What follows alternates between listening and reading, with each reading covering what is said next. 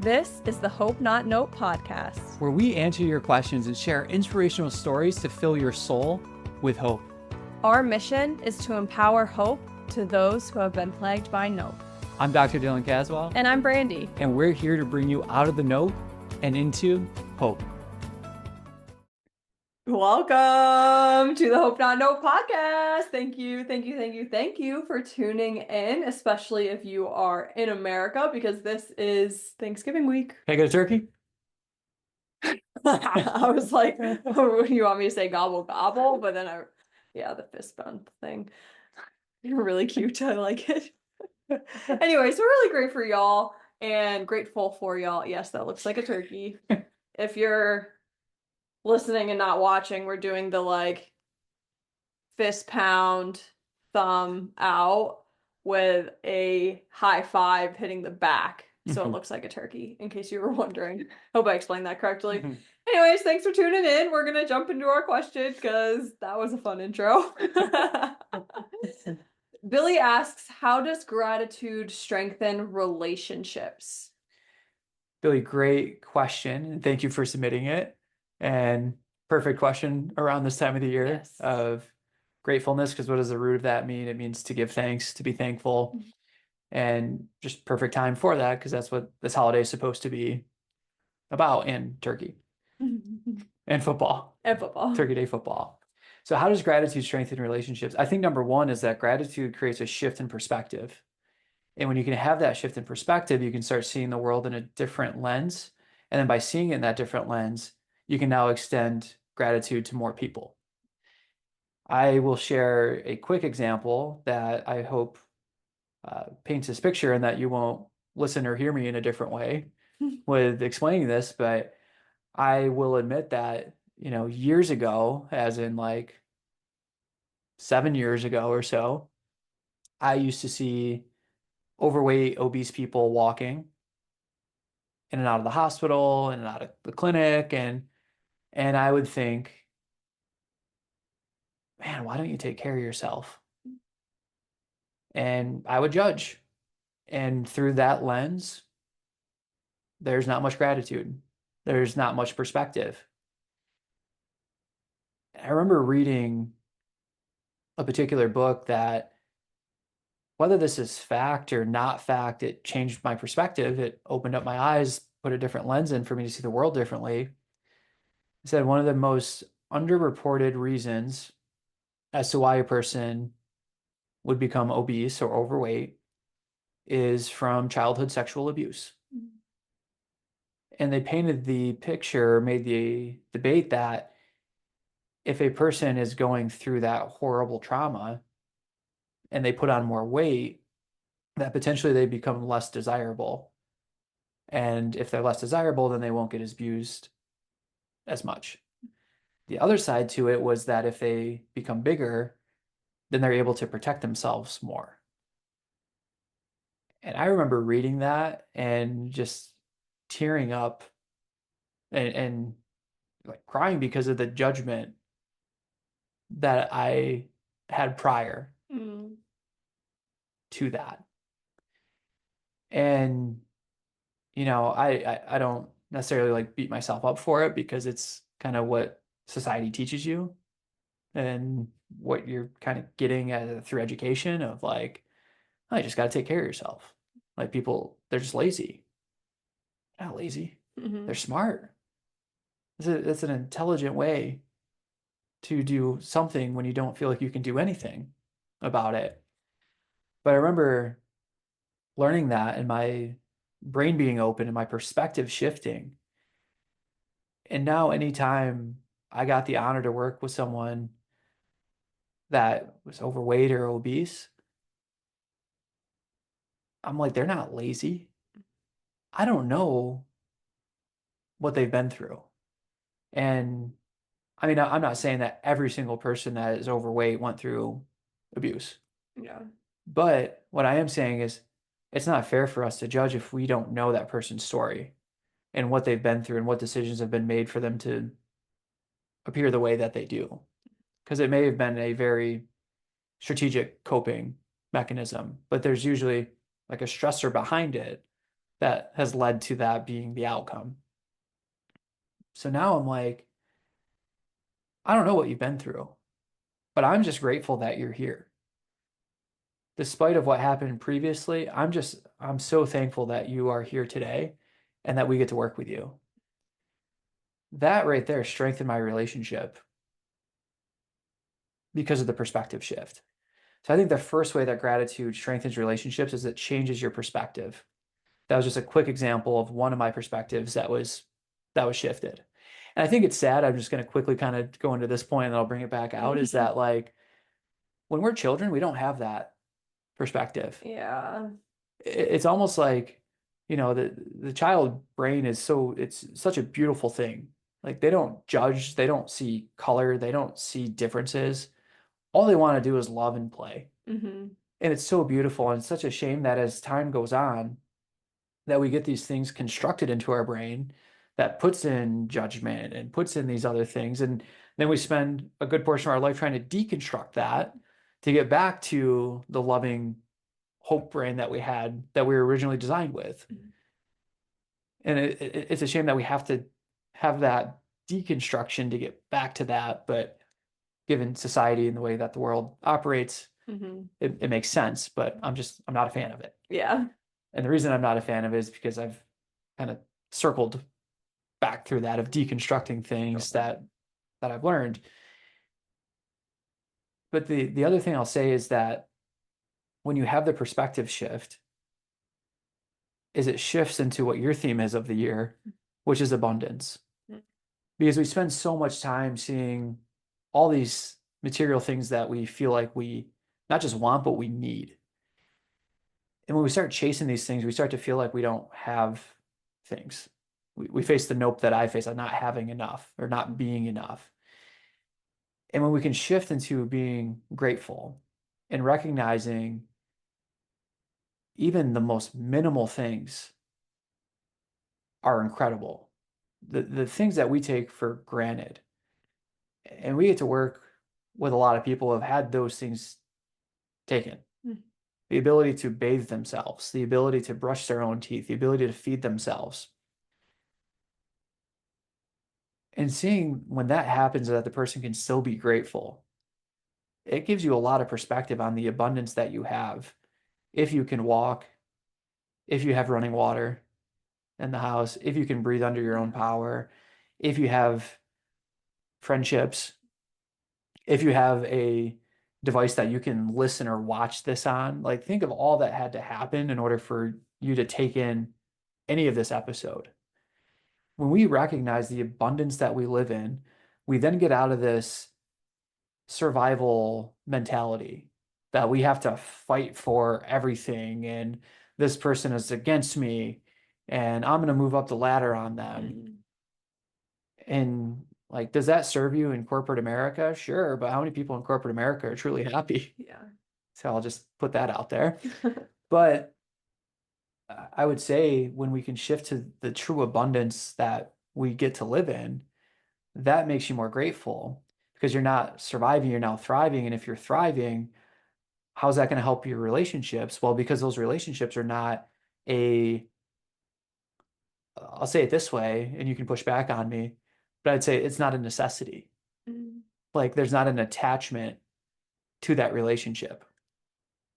I think that's a fair point. Because I feel like that's where so many friendships or relationships Mm-hmm.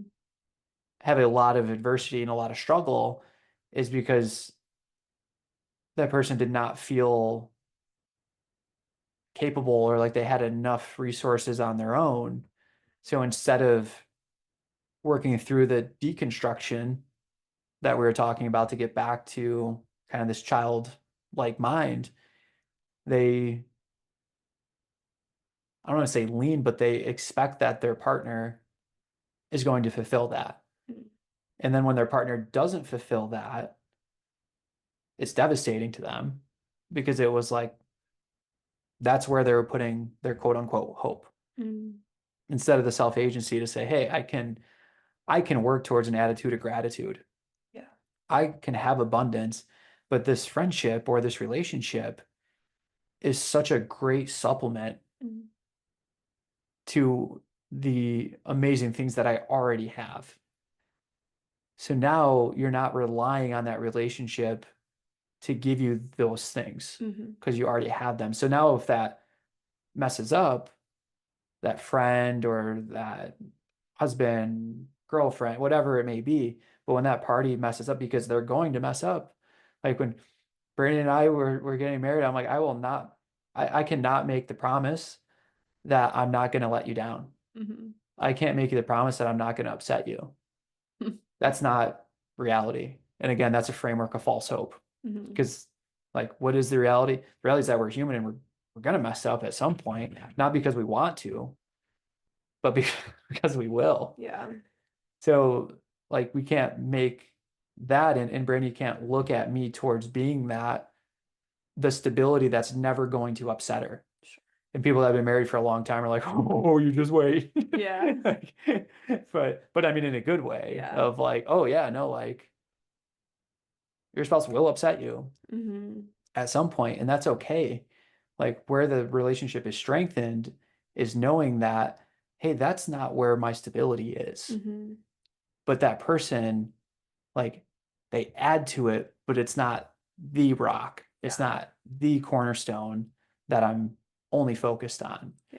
And I'm not saying like community is a beautiful thing and it can push you towards gratitude Mm-hmm. and can push you towards having a more thankful and loving perspective, like by all means. But it shouldn't become attached or reliant on that relationship.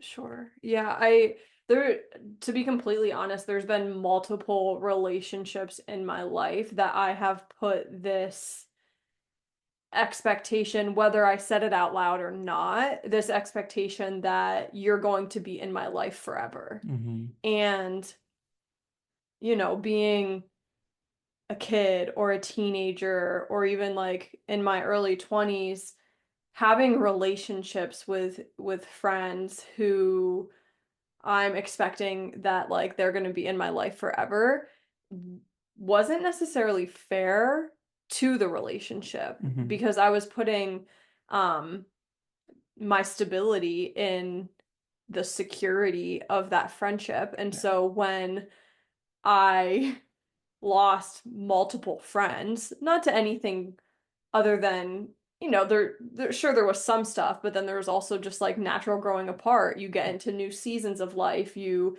move away. Like there's so many different reasons why friendships come and go and why like you will have a couple forever friends. However, apart from your spouse, it's rare to have that your entire life. And so you should be even more grateful for the ones who are your forever friends, but you also shouldn't necessarily put the expectation that each relationship is going to do that because I think a lot of the times relationships are seasonal. Mm-hmm. But when you have a forever friend that you're also putting your stability and like your reliance in, it can be very like unhealthy. And I've been there. Like I've done that before Yeah. and Yeah. I've learned my lesson over time. But I do think it's something to be said of um if you're in a friendship or relationship that you're expecting forever, I'm not saying it's a bad thing. I'm just saying don't put your stability in that. Just Mm-hmm. allow yourself to have a friendship and Yeah. be grateful for whatever season you're in within that friendship and don't get so attached to this like, oh, we're gonna like my best friend in my head, she was going to live in Syracuse forever and we were going to raise our families together and we're going to buy houses near each other. And not even a year after she got married, she moved halfway across the country. And our friendship's not over. It's just now looking different. But if I had put my whole stability in like that expectation, that would not have been healthy. Yeah. And I didn't, but it's still hard for me that she moved across the country and that's normal. But like, um, I don't know. You get what I'm saying? I get what you're saying. Okay, I get what you're good. saying. It's not putting expectations on things that don't necessarily match reality because that's where disappointment occurs. hmm And asking like what am I attached to? And like we've talked about it before of having community and having these friends that are super loving that are willing to have the hard conversations with you. hmm And that friend should, in those moments of like, hey, like I'm glad that I give you joy and I'm glad that I like give you happiness. Like that's awesome, but I shouldn't be the only source Yeah. of that. That's a lot of pressure to put on a friendship. Mm-hmm. But having gratitude and having an abundance mindset will help you have that more secure attachment in your being and not like main character syndrome, Mm-hmm. but that like you have everything that you need when you need it, Mm-hmm. regardless if it feels like that or not. Yeah. Because there's been plenty of times in both of our lives that it didn't feel that way, and it Mm-hmm. doesn't feel that way all the time. But the truth is that we do. Yeah. Well, even if it doesn't feel like it, we are very blessed. And I think it really is that simple. Hmm. And gratitude allows you to accept and receive and be aware of the blessings and how blessed we all truly are as individuals and in relationships. Yeah. Yeah. But was there anything else that you wanted to share about gratitude strengthening relationships? Because I have a couple other thoughts, but I'd love to hear yours. Yeah, I think the last thought that I'll share on it, and I'm excited to hear your thoughts Mm-hmm. on it, is that like, gratitude is powerful. I'll start there. It is Uh-huh. very, very powerful. Yeah. And it's one of the simple, easy and out tools that we talk about in our book and hope coaching. It's hard to practice without discipline. Mhm. It's hard to, you know, remain in a grateful mindset. But one strategy that we use that we've chatted a little bit about before is like if I am becoming, I guess, for lack of a better term, feeling spoiled and not grateful for the things, it's like you discipline yourself to not have those things. Mhm. You know, like, man, my bed's uncomfortable. Sleep on the floor. Mhm. All of a sudden, that bed becomes a lot more comfortable. You know, like simple things like that to kind of redirect you to the resources that you do have Mhm. uh, at your disposal or is very powerful. But then the last thing I'll say is, you know, shifting perspective, abundance, gratefulness, like what does all this also do? I think it gets us because I don't want to give the perception of like main character syndrome, but in practicing gratitude, you start to recognize how small you are in a good way. It's like watching like Marvel movies, like Guardians of the Galaxy, Mhm. and just like kind of having this thought process of like, wow, there's a lot Mhm. out there. There's a lot going on.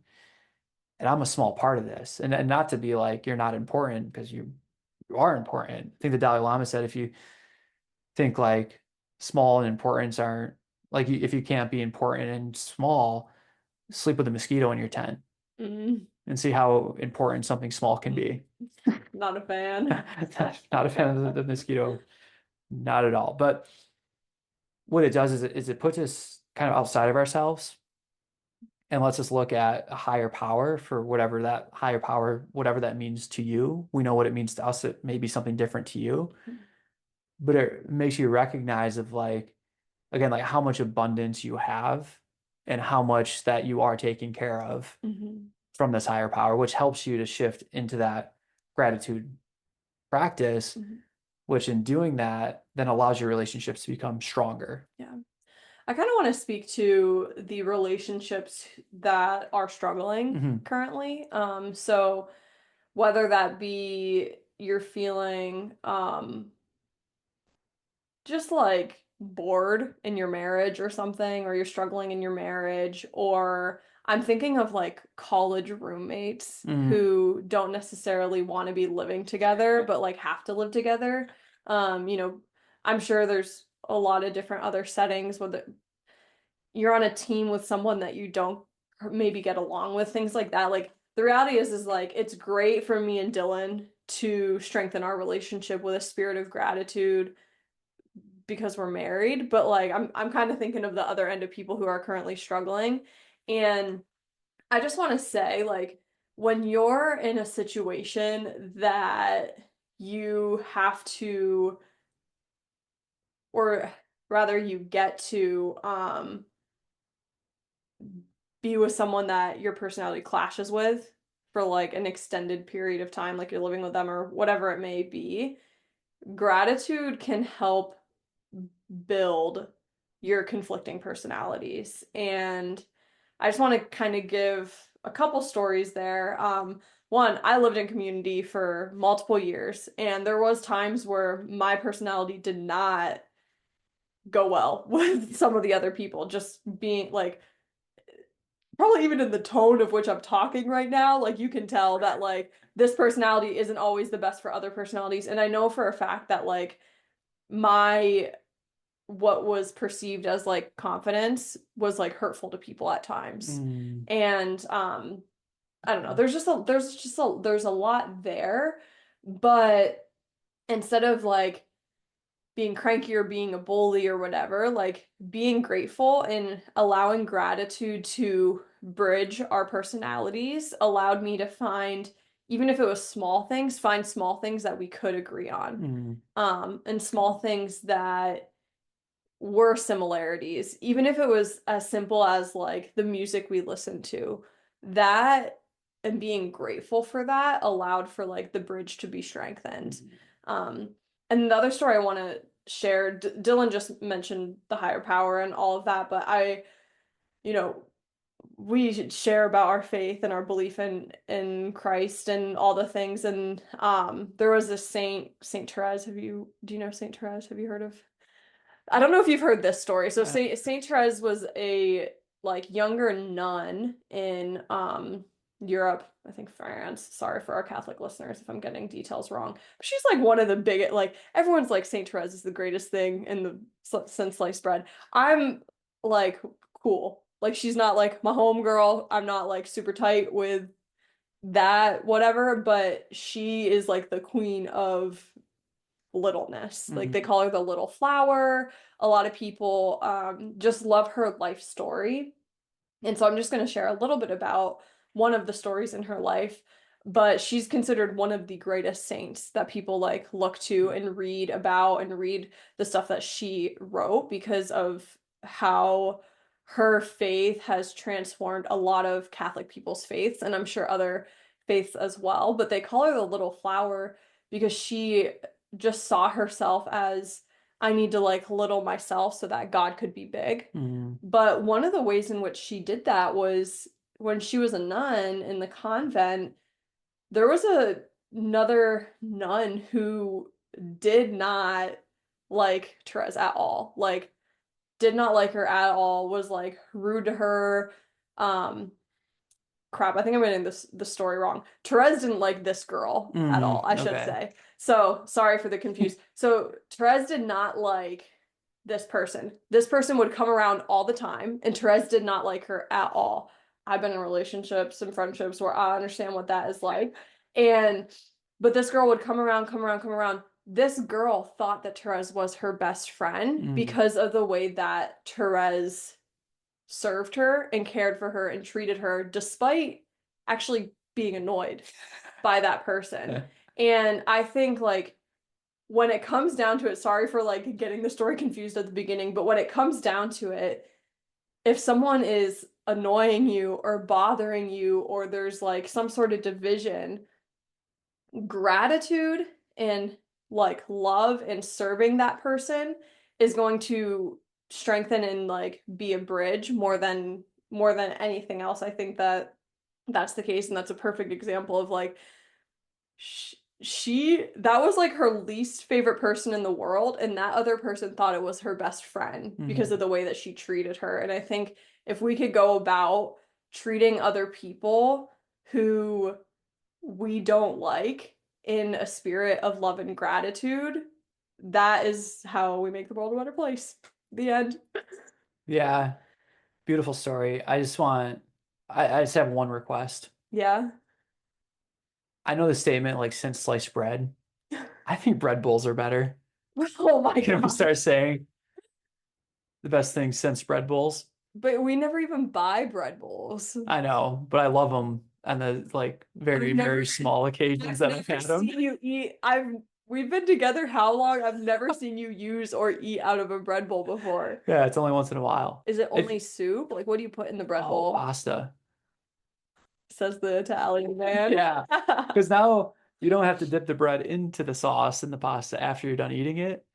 You It just get just to like eat the soaked it bowl. up. Okay. Yeah. Well, can't say we've ever done that together, but I'm glad that you love it. So the greatest thing not since sliced bread, but since bread bowls. Yeah. That's what you're requesting. Yeah. All right. See if we get a little movement going. Okay. If you're in favor of this, maybe I'll put it on our Instagram story when this posts. If you like bread bowls rather than sliced bread, Hmm. got it. Yeah. I'm very curious what our You know, friends believe. now that I'm thinking about it, I know some people are going to say it's still sliced because you probably have to slice a loaf in half and then kind of dig it out. No, you could definitely get like I'm thinking of all the sourdough people when they make sourdough or Uh-huh. whatever, but like you don't necessarily have to slice it, you just make a smaller loaf and then you Oh, just scoop it out. Like you wouldn't necessarily have to slice anything. Or it's the you best slice thing. it down. I don't know, It's the whatever. best thing since scooped bread. Scooped out bread bowls. I'm grateful for you. But I'm Funny grateful for guy. you as well. And I think it is a beautiful point. And gratitude does give you that perspective that also later on allows you to learn something that you should have learned from that encounter Hmm. if pride and ego didn't get in the way Yeah. initially with it as well. And anyone can come up with multiple times that you hold the door for someone and they're just not thankful Yeah. at all. And it's like, well, okay, I wasn't Rude. really doing it to get a thank you, but it is nice. Yeah. Or like, waving someone to go in front of you and they just like go, or hey, go ahead of me in the grocery store, and they just go and stay on their phone and Don't don't say give you thank the you. Yeah. thank you. Like you can get a little salty with Hmm. that, but then also you can reframe your perspective to gratitude of you got to serve that person that you don't have any idea what their day is like Yeah. and what they're going through. And maybe they did want to say thank you, but maybe they're just like they're ready to explode. Hmm. And you letting them go in front of you, like prevented that explosion from happening, even just by a little bit. And like you can be grateful for that. Hmm. And it's okay you know, to be small, but to also be grateful. And this is where people struggle is to be grateful for yourself Hmm. and the acts of service that you're doing for other people. Yeah. And I said the acts of service that you're doing, because it's not about just like loving yourself to love yourself Hmm. and like I'm the greatest thing since bread bowls. I just wanted to work that back in, to be honest. I'm not But surprised. but the point being made that the acts of service and gratitude and who are you doing gratitude for, and it is okay to be grateful for yourself and what you've done today. Hmm. So for our hope stories, we're gonna share hope stories, but also just some things that like we've been grateful for recently in our lives. So why don't you go first? I'm kicking it off. Yeah, kick it. All right. You It's bread like the bowl Beastie man. Boys. You bread bowl beastie boy. Kick it. You're very unhinged. I love this I episode. do. Thanksgiving, Yeah. like football's coming up, Turkey Uh-huh. Bowl, like let's go. Yeehaw. Great time. Kick it. So one of my oh man, I'm speaking of relationships and gratitude, I think when you are just thankful for a relationship and not expecting outcomes from that relationship, incredible things happen. Hmm. So one relationship I'm incredibly thankful for led to this particular person writing the foreword for the book, which then also led to us being able to meet the head coach of Syracuse University football, which then led to the invite to come in and speak to the Syracuse football team, Yeah.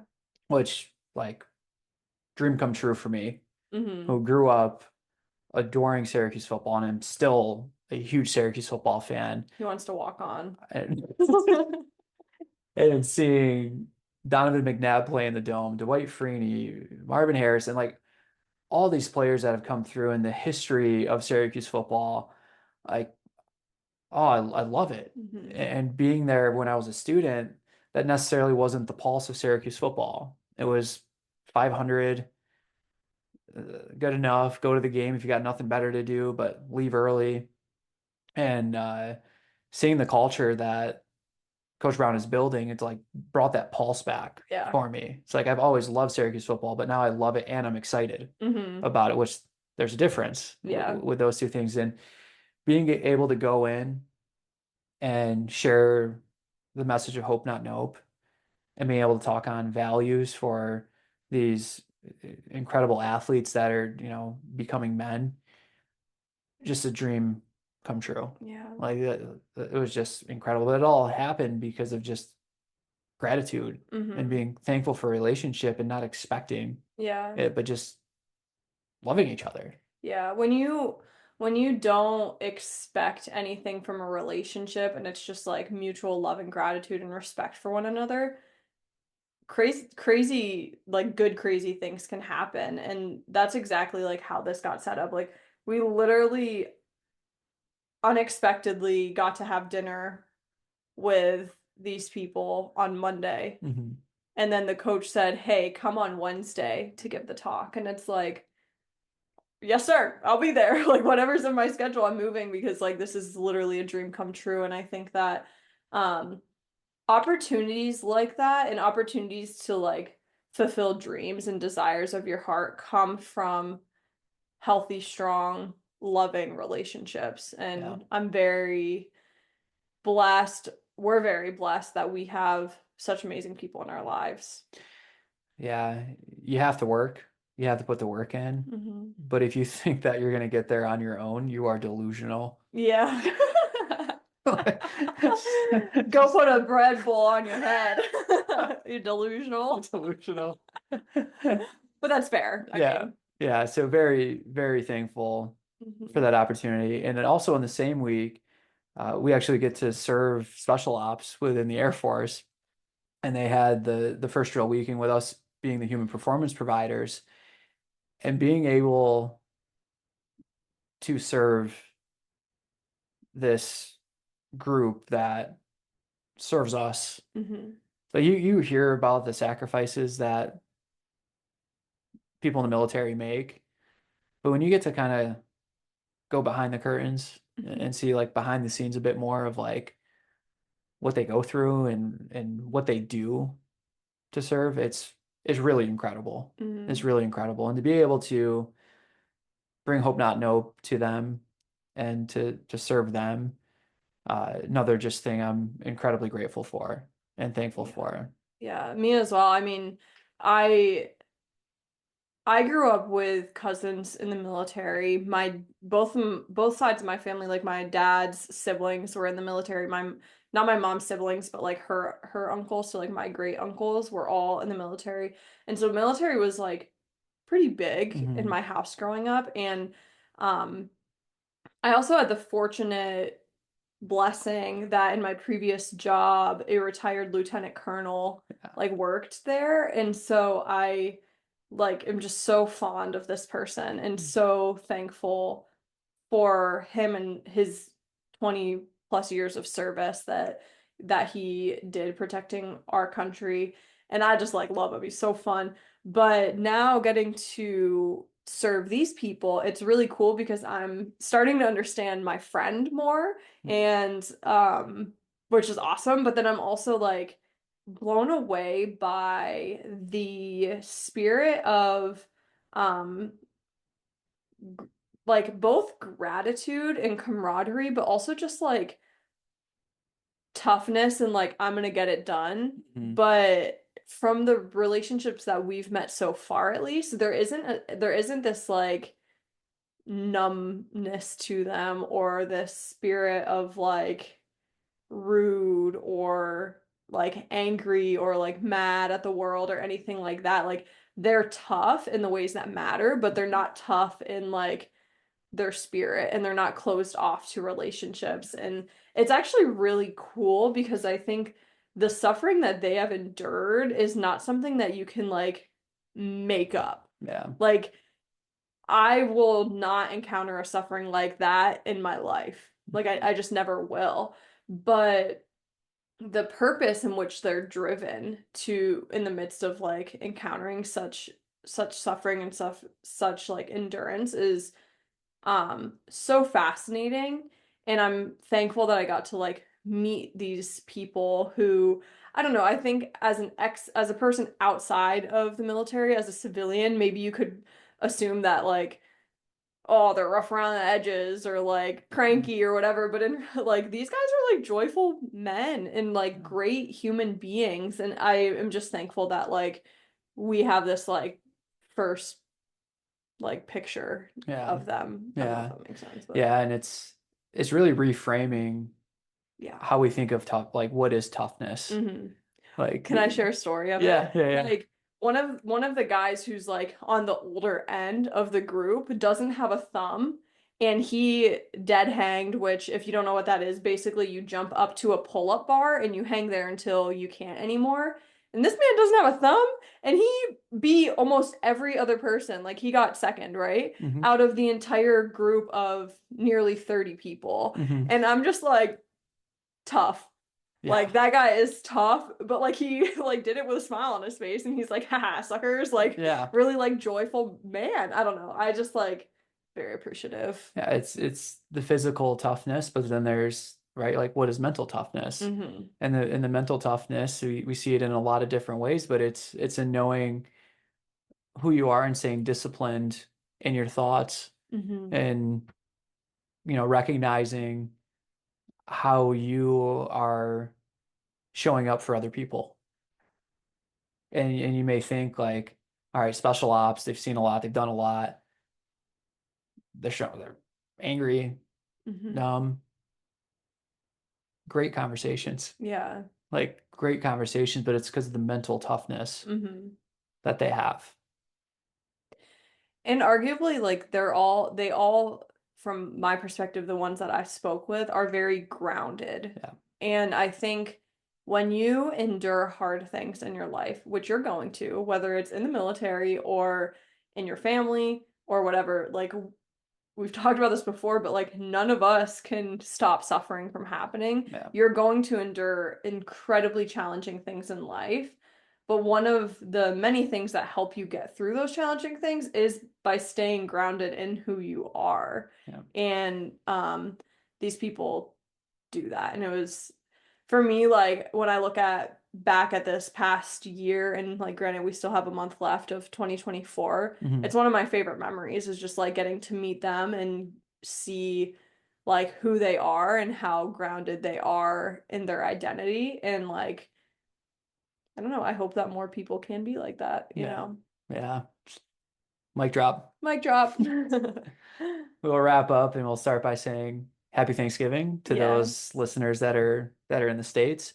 I remember working with someone that was in Canada and I was like, oh yeah, they don't have Thanksgiving on our Thanksgiving. They have their own Thanksgiving Yeah, on a different day. on a Yeah. different day. So to our American listeners, happy Thanksgiving. Mhm. Practice a little gratitude, thankfulness. That's what this holiday should be centered around. And have a great week. Mm-hmm. Remember, every day is not a day just to be hopeful, but an opportunity to become hope. The Hope Not Know podcast is meant for educational, informational, and personal development purposes only and does not constitute any health or medical advice. If you're looking for specific advice, connect with us to work with a Hope coach. The Hope Not Know podcast shall not be liable or responsible for any loss or damage allegedly arising from any information or suggestions in this podcast.